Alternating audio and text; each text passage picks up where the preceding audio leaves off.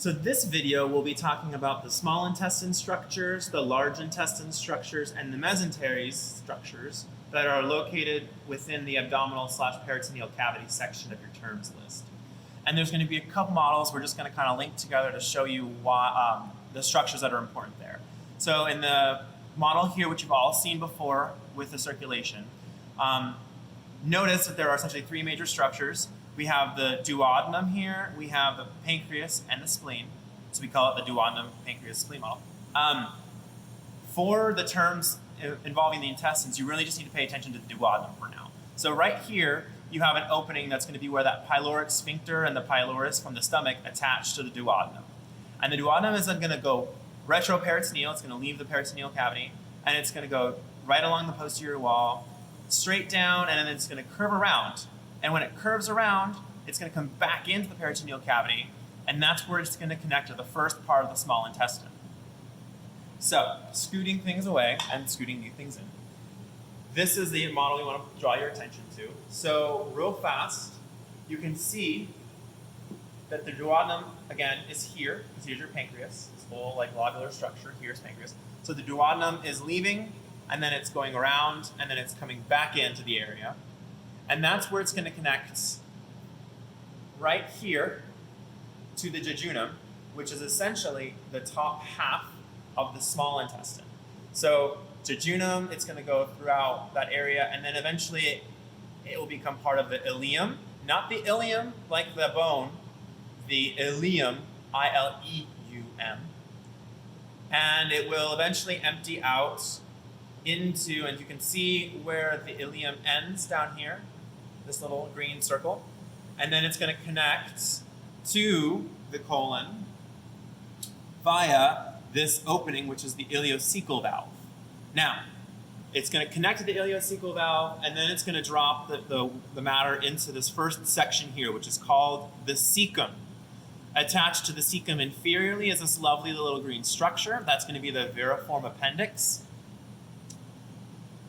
And then waste will go through the colon, the ascending colon, across the transverse colon, and then down the descending colon. Then it will go through the sigmoid colon, which is this curvy area here, empty out through the rectum and the anus.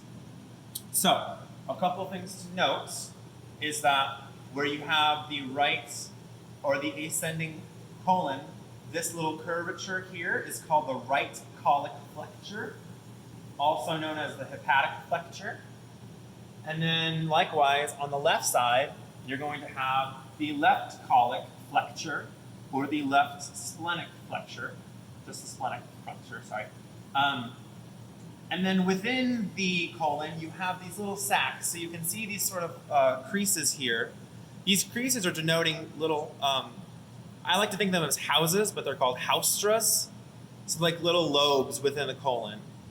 And then these lines on there are multiple sort of lines across all the different haustra in the colon, across all sections of the colon.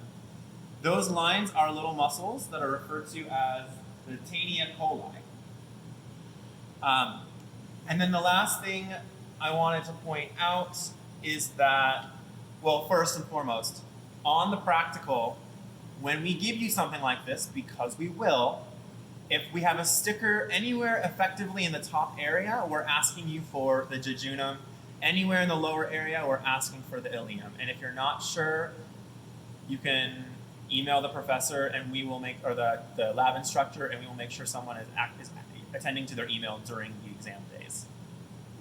All right, the last thing I want to point out in this section of or in this video are going to be the different mesentery structures. So mesentery is effectively the peritoneum tissue that's folding in on itself, and it's helping to anchor all of the abdominal viscera against the posterior abdominal wall.